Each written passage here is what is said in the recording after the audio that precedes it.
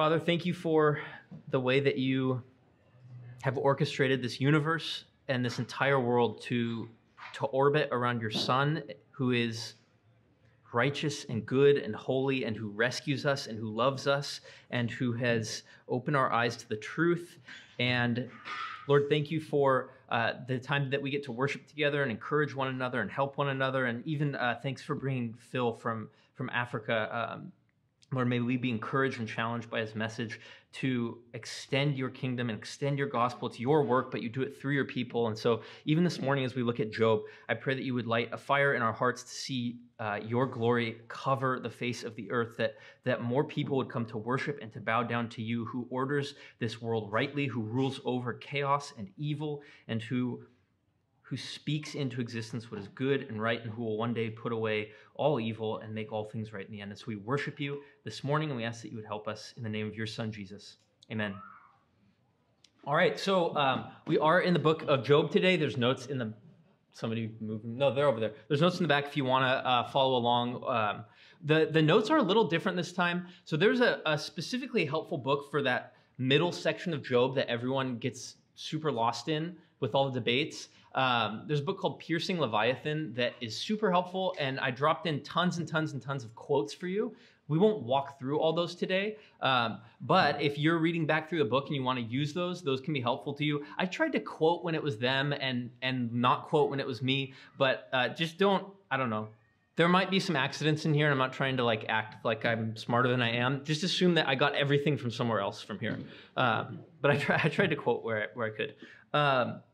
So Job, let's just jump into it. So in a word, Job is foundation. That's the word for Job. Foundation, or you could even say prologue, or you could even say, those two are good. And the reason, and the sentence that we're going to go with is, Job lays the theological foundation to build a life upon, to build a wise life upon. And that foundation is the fear of the Lord. The book of Job, even though Genesis records things that happened earlier, right? Like God speaking the universe into existence happens earlier, but Job was written first of all the books. From everything we can tell, the way the words that are used, the grammar, all that. It's the oldest book in terms of when it was written. And the point behind that is that it's prior to the story of Israel.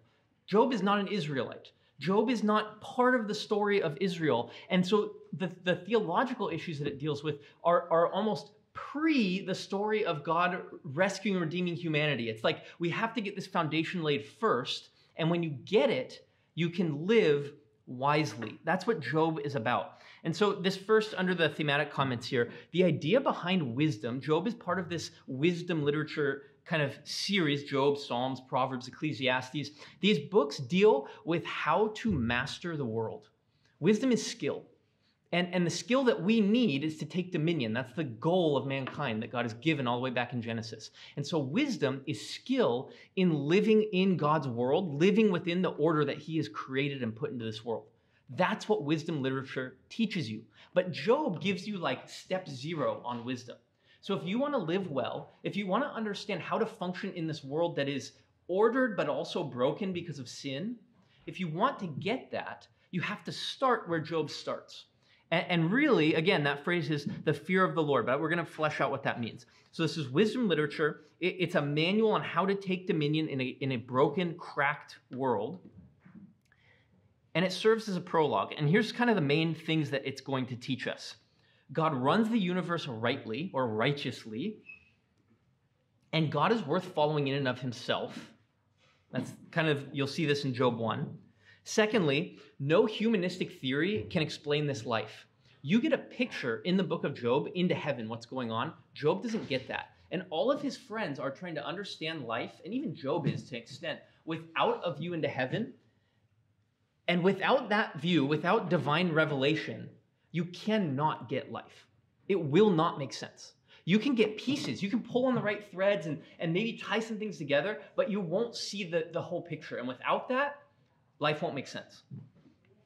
Third thing, the ultimate hope is resurrection. Humans were not meant to die. Death is the ultimate brokenness in this world. It's what comes out of sin. It's what sin leads to.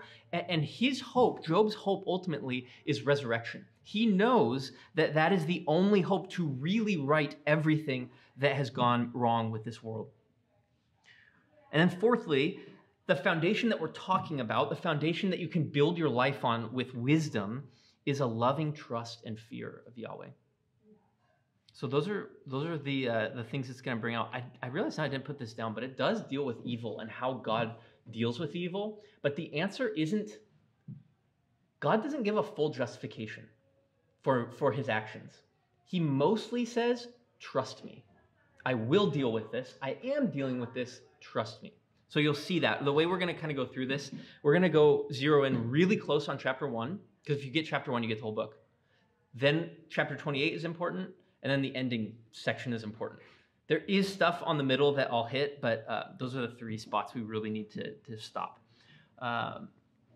So yeah, I think, let me see if there's anything else we want to bring out in this kind of initial comments.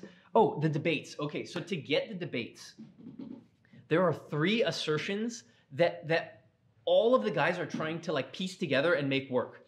On the one hand, God is right. God is righteous. God runs the world rightly. They agree on that. Job is also right, righteous, upright, as it says in the beginning. Or innocent would be another way to say it. We've got God is right, Job is innocent, and then the third principle that they're all working off of is a righteous God will punish the evil and reward the good. And they bounce between those 3. And they start saying, the friends say, okay, well, God's going to punish the just and, punish the wicked and reward the just. And God is righteous, so Job, you can't be innocent. Number 3 doesn't work.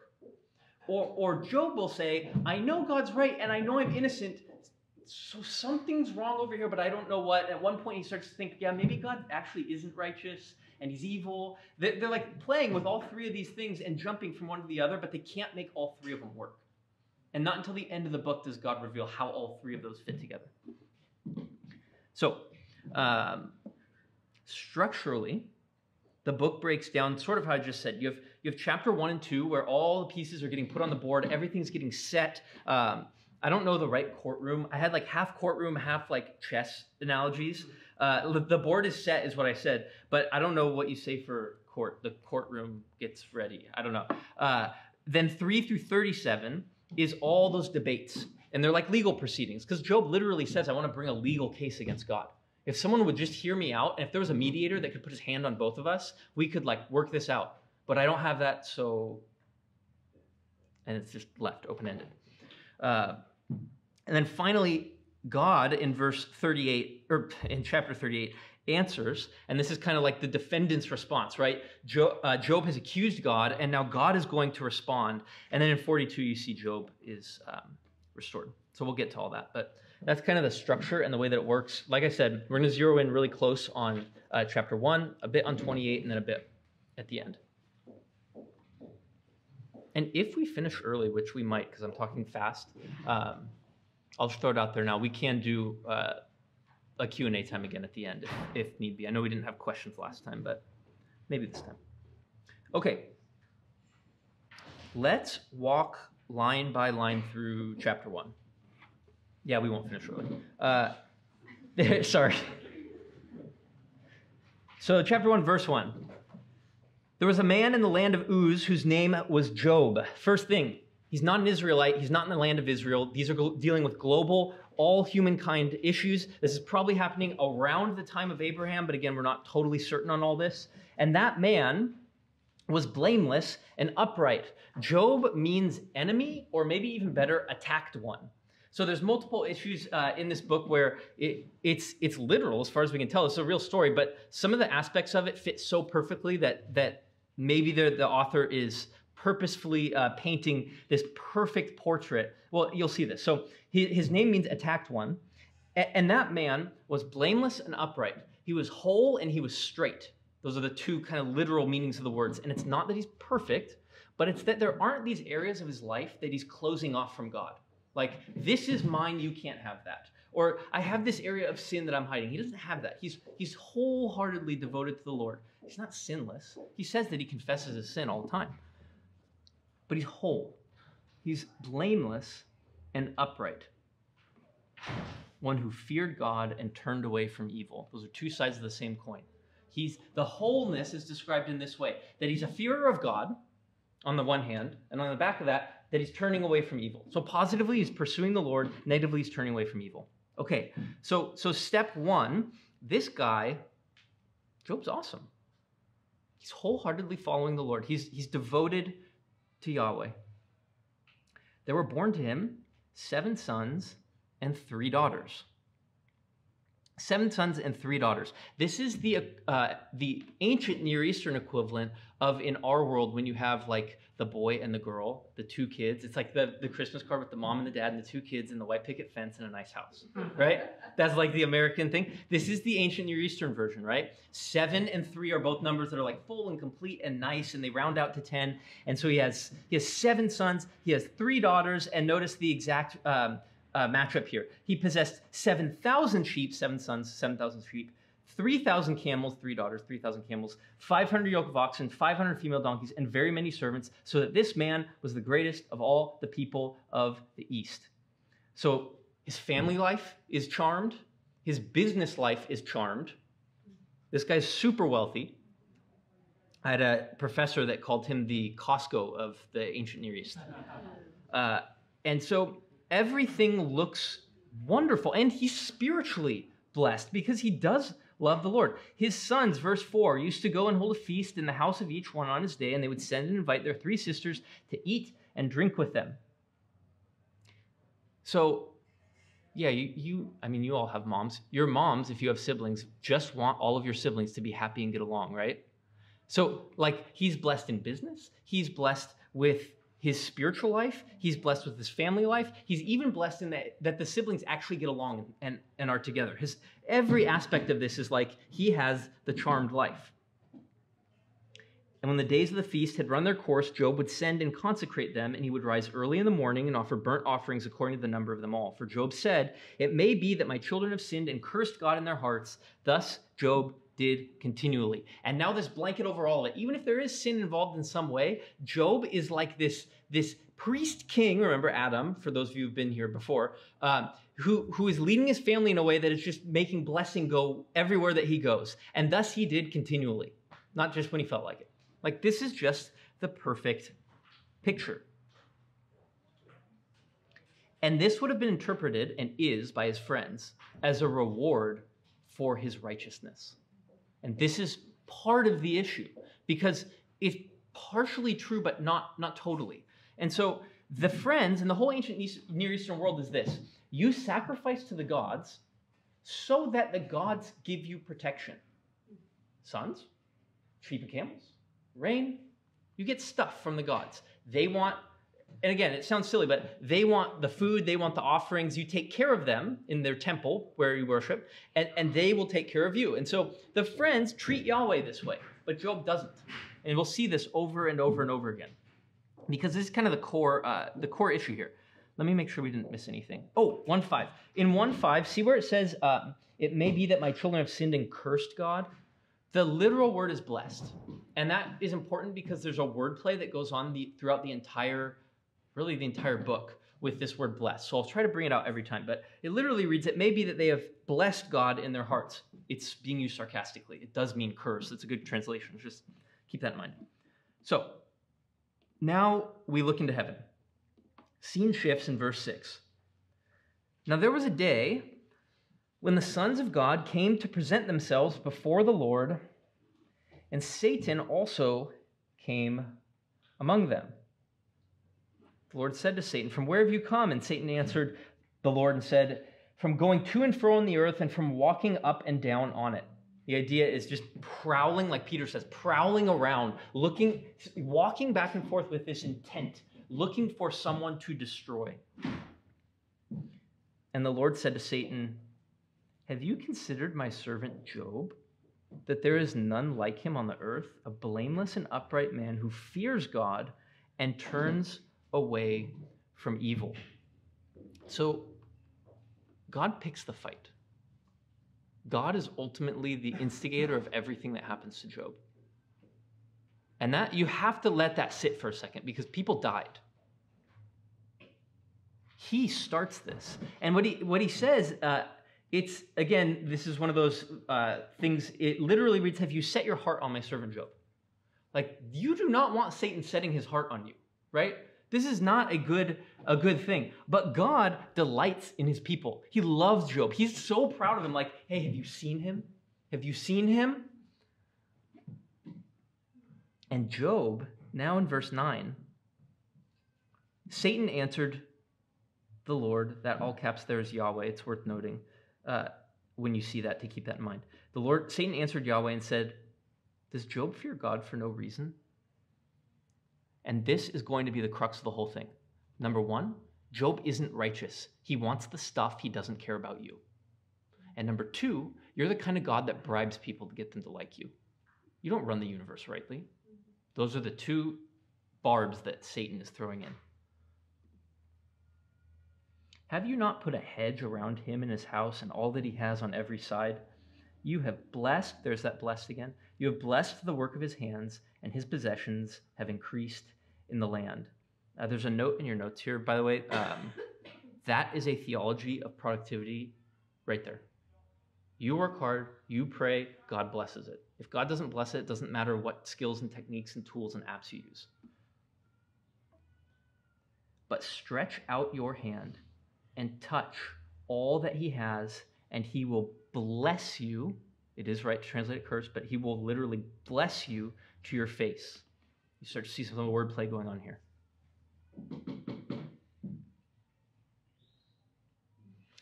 And the Lord said, and the Lord said to Satan, behold, all that he has is in your hand, only against him do not stretch out your hand. So Satan went out from the presence of Yahweh.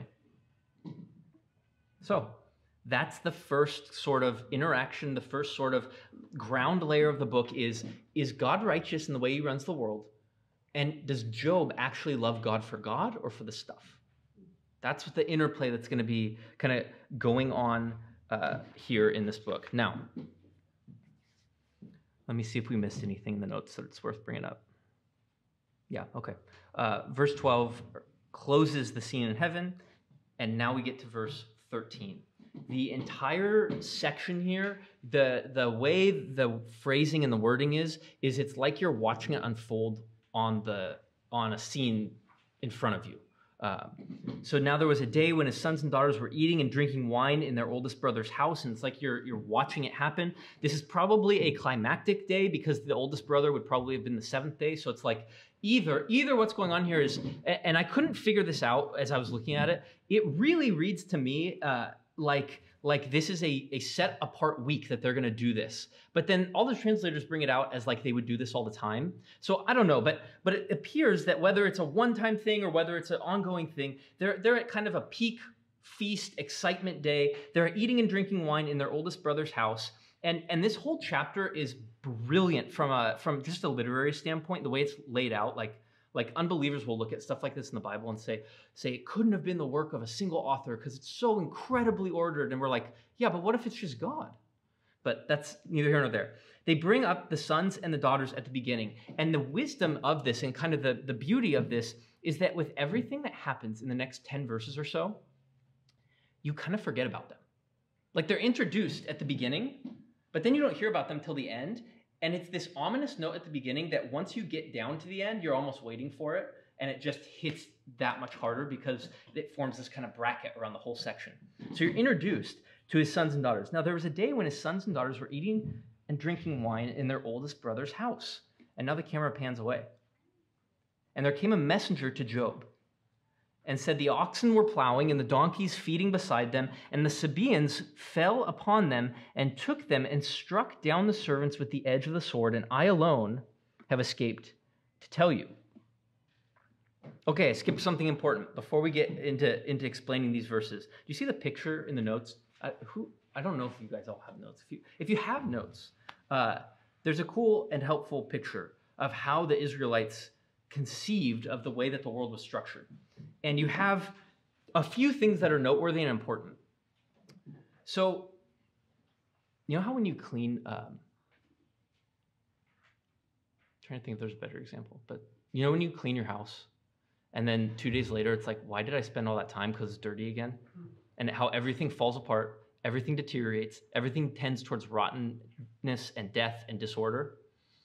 The idea behind that was what the ancient world called chaos, right? That there was this force, and it was tied up with evil, that chaos and evil were essentially, if they could, they would destroy the entire world. But God ordered the world in such a way that we can have things like sunrise and sunset and seasons and an ordered structure to the world so that we can live and so that the lion doesn't come and eat my children, right? But these chaotic forces, they want to overwhelm the good order that God has made. And part of man's job is to actually beat back that chaos. But ultimately, we can't control it. And so if you have the what do you call this? Not a picture, a diagram. If you have the diagram here, you can see the dragon-looking thing at the bottom? That's Leviathan. That was the word that they had for the chaos monster. So Leviathan is in these kind of chaotic waters. The earth is on these pillars, and the sky is also held up on these pillars. And no, I don't think that they literally thought the world worked like this, but it was a physical way to talk about these deep realities of the world. And so that picture is in their mind. And the reason it's important is that Job's world is about to completely collapse all around him. And the way that it's worded draws on this imagery so that you can see it literally collapsing onto him. So back to verse 15. And the Sabaeans fell, you're going to want to remember that word fell. The Sabaeans fell upon them and took them and struck down the servants with the edge of the sword, and I alone have escaped to tell you. The Sabaeans came from the south. So they came up, and their attack would have been associated with these foundations of the earth. Again, they're coming from land. There's no sky involved. You'll see in the next one, it's different. While he was yet speaking, verse 16, there came another and said, the fire of God fell, there it is again, from heaven and burned up the sheep and the servants and consumed them, and I alone have escaped to tell you. Okay, so now not just the pillars of the earth, but now the pillars of the sky are shaking as well, right? Came down from heaven. And you have fell again as well. While he was yet speaking, there came another and said, the Chaldeans formed 3 groups and made a raid on the camels and took them and struck down the servants with the edge of the sword, and I alone have escaped to tell you. The Chaldeans are in the north. So now from the south they've come, from the north they've come, and this is associated again with land beasts and land animals. The pillars of the earth are shaking and collapsing. Verse 18, while he was yet speaking, there came another and said, your sons and daughters. Now this is out of order. It's not the normal word order in Hebrew, and it's almost like you can see the guy running up and blurting out the first word, your sons and daughters. And that the memory of where we started, right, the day when they were eating and drinking, is now hitting Job. Your sons and your daughters were eating and drinking wine in their oldest brother's house, and behold, a great wind, again associated now with the sky, came across the wilderness and struck the 4 corners of the house, and it fell upon the young people. There's fall again, and they are dead. And I alone have escaped to tell you. That word dead is saved for the very end. Yeah, there was death all over up until now, but it's associated with the kids. This is the final death blow. And again, the Hebrew world would conceive of the 4 corners of the earth, right? And so now we have the pillars of heaven. We have the foundations of the earth, then heaven. Earth, then heaven. The 4 corners, they're all collapsing around him. Sabaeans from the south, Chaldeans from the north. It's all falling on him. And then fell, and then the house fell on the sons and daughters. And you have to have all of that in mind to get the power of verse 20 and 21. Verse 20 and 21 are stilted, broken, I'll try to read them the way that they read normally. In verse 20, then Job arose. By the way, that's supposed to contrast everything fell, but Job stands up. Then Job arose and tore his robe and shaved his head, and fell on the ground and worshipped. You hear the final fell? He fell on the ground. Everything falls on him. Everything collapses around, and then he collapses too. And what's going to happen? Is Satan right? No. And he worshipped. It's the last word in the sentence. It's saved for emphasis. Verse 21. And he said, naked I came from my mother's womb, and naked shall I return. Yahweh gave, and Yahweh has taken away. Blessed, what does Satan say? He'll bless you to your face if you take it away. Remember, curse, bless. But the reason we brought that out is to see here. Yahweh gave, Yahweh has taken away. Blessed be the name of Yahweh. In all this, Job did not sin or charge God with wrong.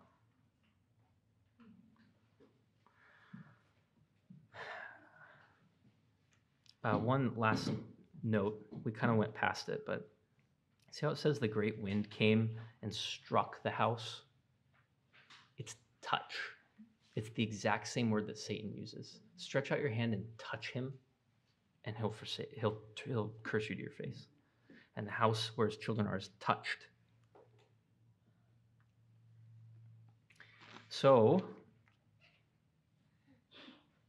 all of this looks to the ancient world like Job is now cursed by God.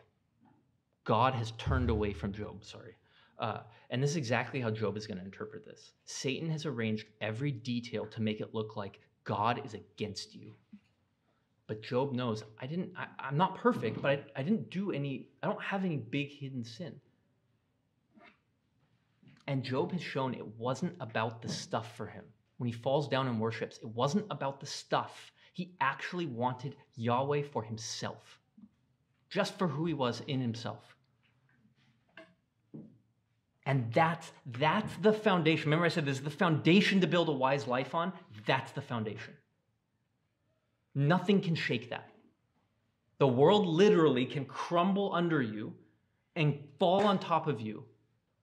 And if you have that type of love that wants the Lord and the Lord only, and not the stuff he gives, can't touch you. And that's honestly the reason I went so slow through that is that's the entire book in like mini. You get that chapter, you get the whole book. You can't see into heaven. You can't understand the depths of all that God is doing. Job does not know what's going on between Satan and God. Job doesn't know that Yahweh loves him exactly the same, and that the reason this happened is because God was like, look, I love this guy, look. He doesn't know. And what we're going to find out at the end is that eventually God's answer is, would you just trust me? You can't even explain the natural world. Can you trust me?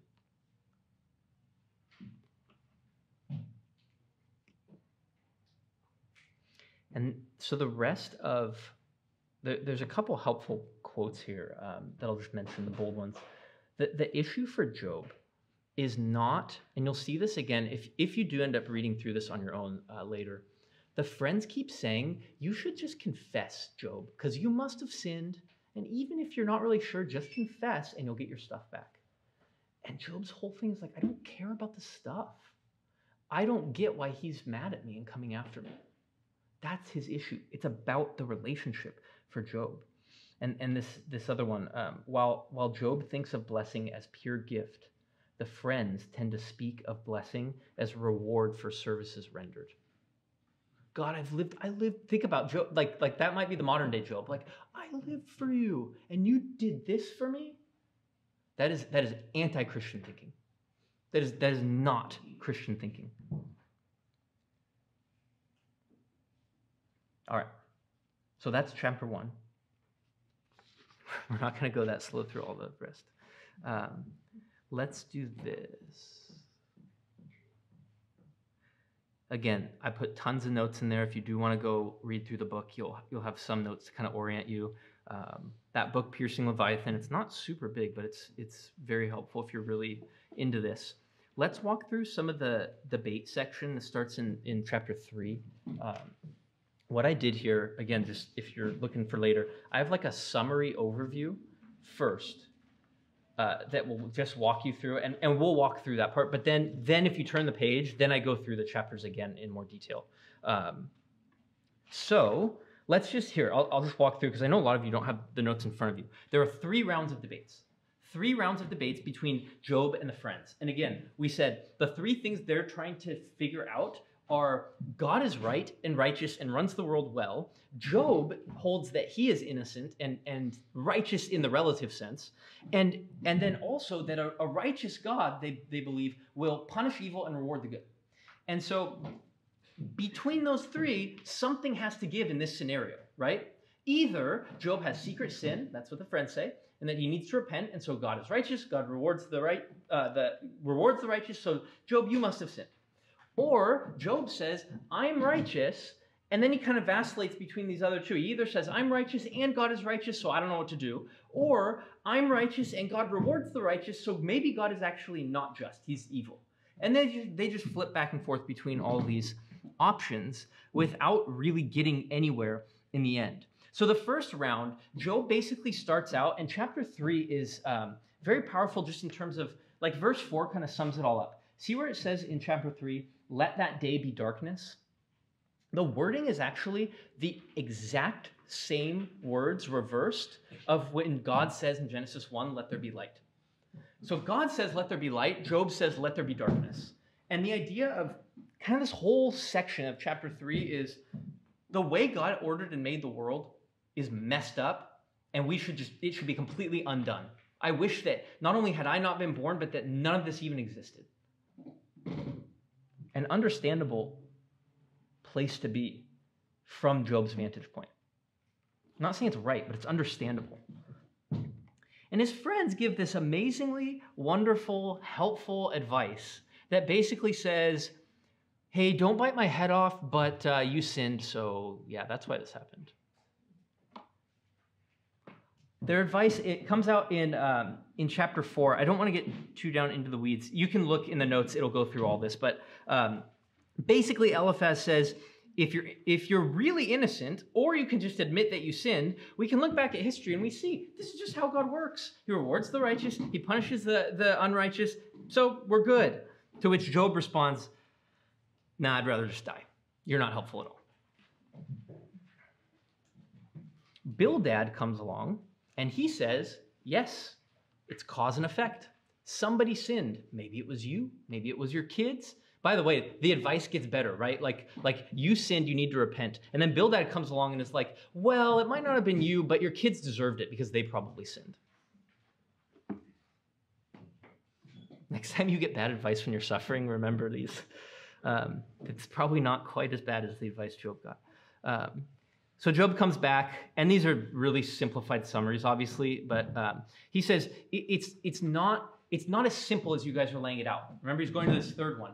God, it can't be quite so simple as God just rewards good people and punishes evil. It's got to be more complex than that, but I can't figure it out. If I could just lay my case before him. If I could just have a mediator. Like, I can't go to God. He's too big, he's too strong, he's too powerful, he's too far away. But what if there was someone that could just bridge the gap between us? And I'll come back to this, but Job wishes 3 things that are the gospel. But part 1 is this. What if we could just have a go-between that could work this out? Again, because the stuff isn't the issue. He wants to be made right between him and God in their relationship.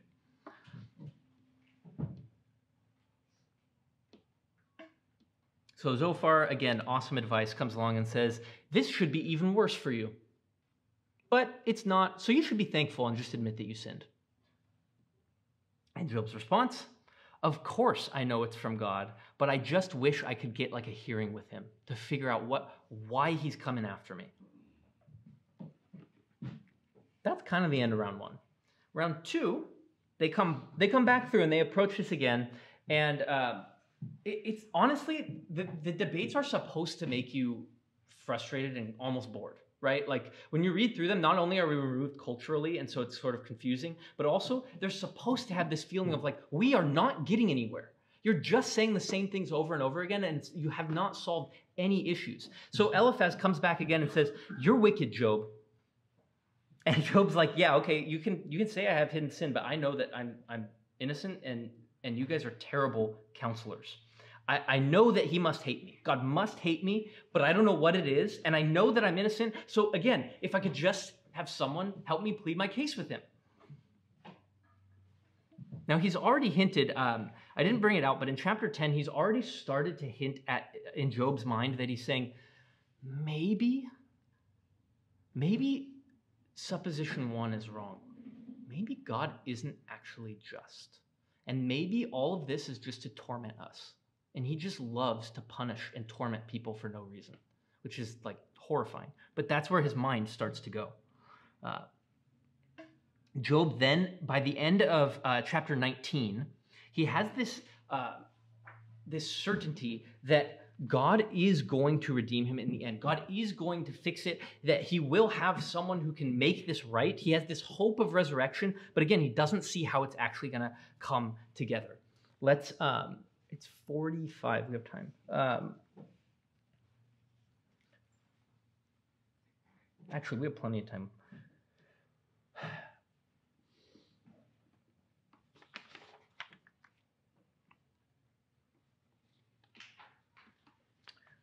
Give me 1 second here.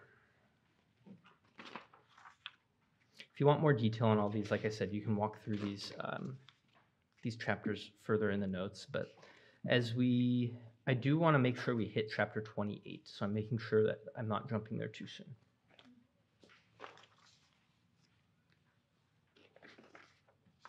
Okay. So round 3 covers chapters 22 to 27. And again, they're running out of stuff to say. Like it's just sort of winding in circles. It's running its course. And by the end of this section, you come to chapter 28, and 28's a weird chapter. We're not totally sure who's speaking or how. It doesn't fit perfectly with the flow. The way they put the quotes around it, I think they make it sound like Job, which is probably right. But 28 almost stands out as this comment on the debate so far. And I'll just read the chapter quickly here. Surely there is a mine for silver and a place for gold that they refine. Iron is taken out of the earth and copper is smelted from the ore. Man puts an end to darkness and searches out to the furthest limit the ore in gloom and deep darkness. The idea is that mankind, by the way, they were sophisticated back then. A lot of the historical narrative is just crazy on this. Mankind was very, very, very advanced. And they're able to search down to get the ore of the different metals, and they can find it. They're clever. He's bringing out that mankind can do these pretty incredible things. He opens shafts in a valley away from where anyone lives. They are forgotten by travelers. They hang in the air far away from mankind. They swing to and fro. By the way, this sounds like they might have had mining operations where they were actually lowering people down and they were actually like hanging in these massive underground caverns. So he's saying, this is pretty incredible stuff. As for the earth, out of it comes bread, but underneath it is turned up as by fire. Its stones are the place of sapphires, and it has dust of gold. That path no bird of prey knows, and the falcon's eye has not seen it, so deep down into the earth. The proud beasts have not trodden it, the lion has not passed over it. Man puts his hand to the flinty rock and overturns mountains by the roots. He cuts out channels in the rock, and his eye sees every precious thing. He dams up the streams so that they do not trickle, and the thing that is hidden he brings out to light. The idea is this. Deep in the earth, where no one would normally be able to see it, mankind can go down there and get these precious, wonderful things and find and search out things of value. That's the idea of what he's saying here. But where shall wisdom be found? And where is the place of understanding? Man does not know its worth, and it is not found in the land of the living. The deep says, again, that's that area down by Leviathan that you saw on the chart. It's not just the oceans, it's the deep, like the vast emptiness that, I mean, if you're in the ancient Near East and you go in the ocean, you don't know if it has a bottom or not. The deep says, it is not in me. And the sea says, it is not with me. It cannot be bought for gold, and silver cannot be weighed as its price. It cannot be valued in the gold of Ophir, in precious onyx or sapphire. Gold and glass cannot equal it, nor can it be exchanged for jewels of fine gold. No mention shall be made of coral or of crystal. The price of wisdom is above pearls. The topaz of Ethiopia cannot equal it, nor can it be valued in pure gold. From where, then, does wisdom come? And where is the place of understanding? It is hidden from the eyes of all living and concealed from the birds of the air. Abaddon and death say, we have heard a rumor of it with our ears. God understands the way to it, and he knows its place.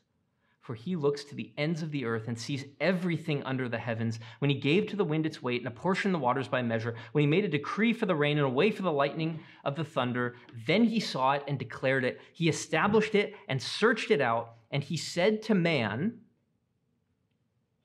what is Proverbs 1:7? Anybody, Awana? Anybody? The fear of the Lord. Where did Solomon get that? Behold, verse 28, the fear of the Lord, that is wisdom, and to turn away from evil is understanding. After all the rounds of debates, and they're not able to figure out this life, Job or whoever makes this comment turns and says, only from God telling us can we figure things out. So we make such a big deal about this book. There is no way to figure it out. It is not possible. Man can search out all kinds of things, but not this.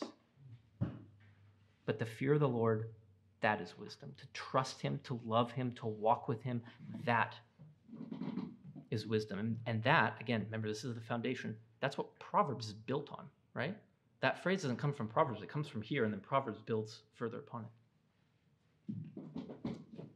To live with wisdom, to take mastery and dominion of this world in a way that is righteous and honoring to the Lord, this is ground zero.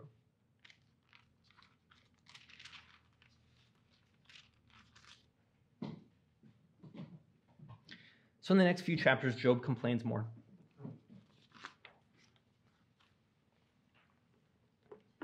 And before we jump into chapter 38, this is the 3 wishes that he makes. I still have to put pages on these notes. I'm sorry. I'm a few pages forward. The heading is Look at Job's 3 wishes.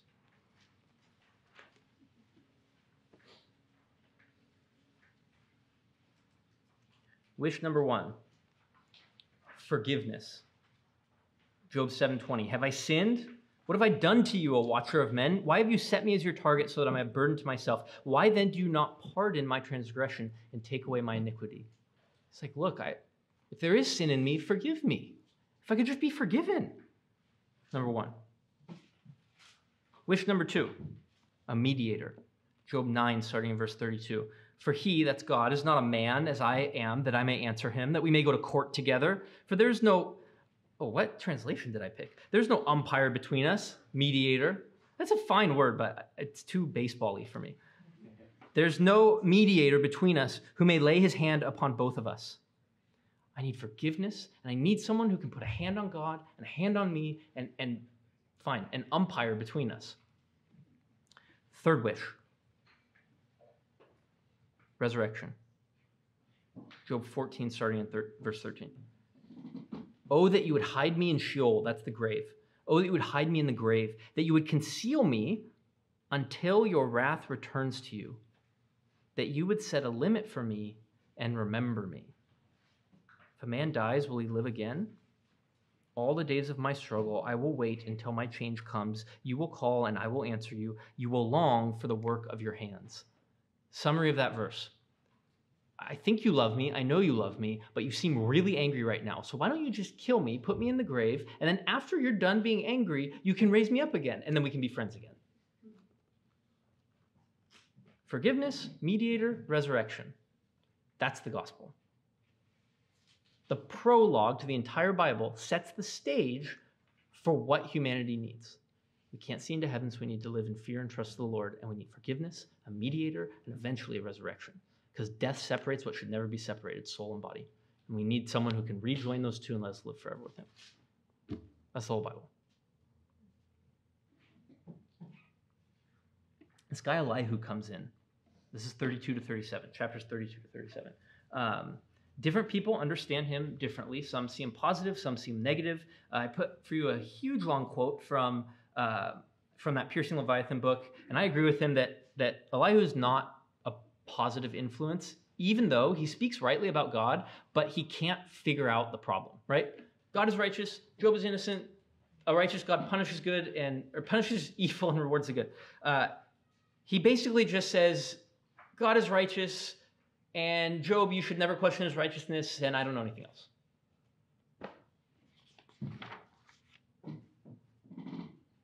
So, summary of the debates. Next page here. If God stays silent, no fix is possible. No resolution is possible. Also, it is ironic and sad that Job sees this as God punishing him because of some unknown sin, when it is exactly his uprightness, his integrity that brought this about, and that God loves him so much, and he thinks that God is hating him in this moment.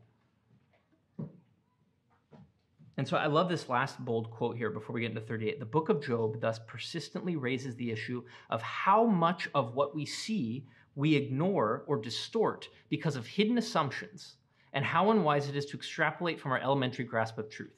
That came out more confusing than I thought it would. That quote is basically saying, we assume bad things about God from our circumstances. Like, my life isn't going well, he must not love me. And we extrapolate, we play out things with the little bit of knowledge that we have more than we ought. Like, the analogy that I heard recently was, you start sailing off our coast going towards Hawaii and you hit a storm, and so you assume that the entire Pacific Ocean is stormy.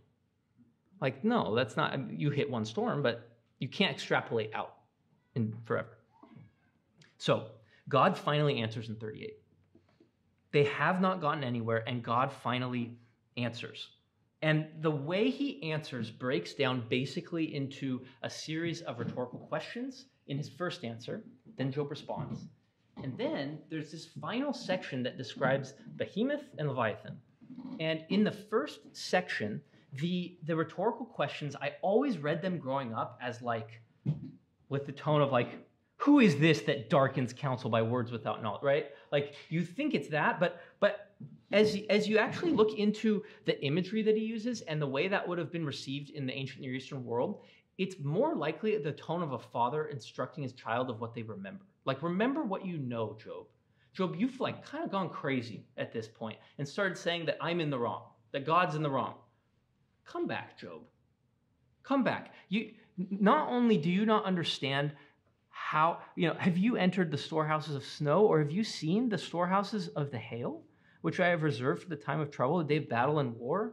Okay, who has cleft a channel for the torrents of rain? He's just going through his creation saying, Job, you don't, and by the way, this is still true today. Even though the scientific community acts like we understand so much, we understand 0.1% of 0.1%. There are so many basic things in the world that we just still don't understand how they work. It's still true to this day. And God says, look at all these things. Job, you don't even understand how they work, let alone how they all interact with one another.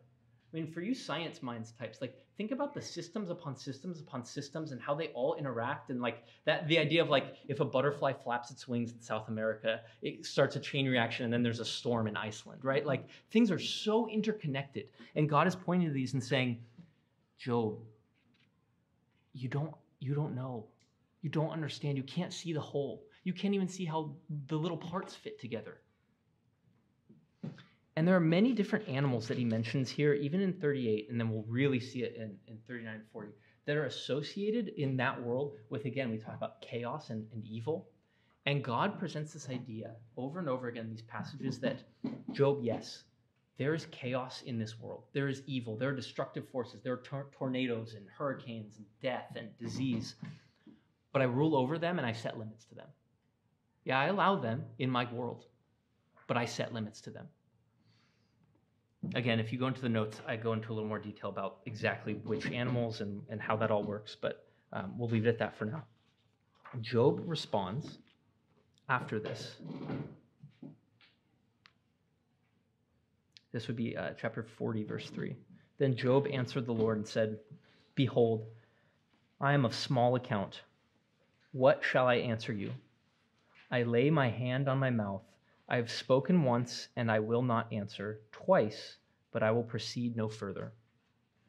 Now, this feels kind of like a good closure point, but if you compare this answer to the second answer he gives at the very end of the book, you realize this first one is almost like kind of stilted. Like, he's not all the way convinced yet. He's like, okay, you're right. I'm wrong. I withdraw my case. It's like a kind of legal wording. Like, you're not in the wrong. But God keeps going because Job isn't fully convinced. And he presents him with two creatures, Behemoth and Leviathan. So starting in chapter 40, specifically verses 9 through 14. So there's an image that comes up in a lot of the ancient Near East where God, or for other nations, the gods, basically the king or the gods would depict themselves as killing these monsters, these chaos monsters. And you can imagine in a world where it might, you might have some natural disaster that wipes out all your grain, or some lion that comes through and rips away your kids. A king who can control those things is a good thing. God uses this imagery in 9 through 14 of him getting ready for war, of him getting ready to fight. And then he introduces in verse 15 this creature, Behemoth. Behemoth is just the plural word for beasts. Now, we don't do this in English, but there are times in Hebrew where they use a plural word, and it doesn't mean a plural thing. It means like the highest. So like in this case, you could say, I think the way that the Piercing Leviathan book puts it is the super beast, right? Like this is the beast of beasts. Now, from the description, is it just a mythical creature? Is it a real creature? Is it a dinosaur? I'm fine with both. I'm fine with either. Like the point that God is making, though, is that these creatures that are associated with evil, that are associated with chaos, that are associated with everything that has happened to Job, and Leviathan is much clearer. Behemoth is hard to tell exactly what's going on, but when you get to Leviathan, we have other places in other texts in the ancient Near East where they talk about this exact animal, or at least this exact creature, this dragon. It's in the Bible as well in many other places. And the tone of God in this section is almost playful. Can you draw out Leviathan with a fishhook or press down his tongue with a cord? Can you put a rope in his nose or pierce his jaw with a hook? Will he make many pleas to you? Will he speak to you soft words? Will he make a covenant with you to take him for your servant forever? Will you play with him as with a bird? Or will you put him on a leash for your girls?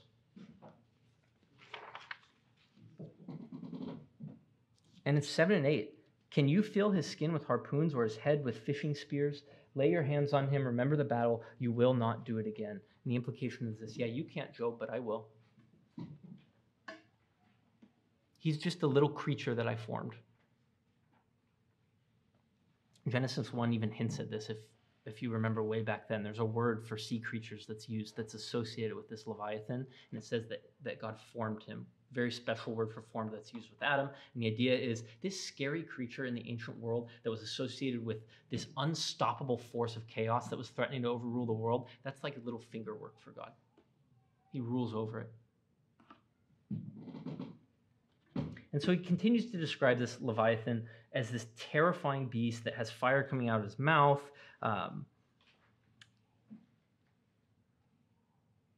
But when he finishes describing it, and again, it's almost like this warrior saying, look at my enemy, look at how scary he is, look at how awesome he is. There's no one who can compete with him, no one who can come against him. On earth there is not his like, a creature without fear. He sees everything that is high. He is king over all the sons of pride. And something about that description makes Job respond.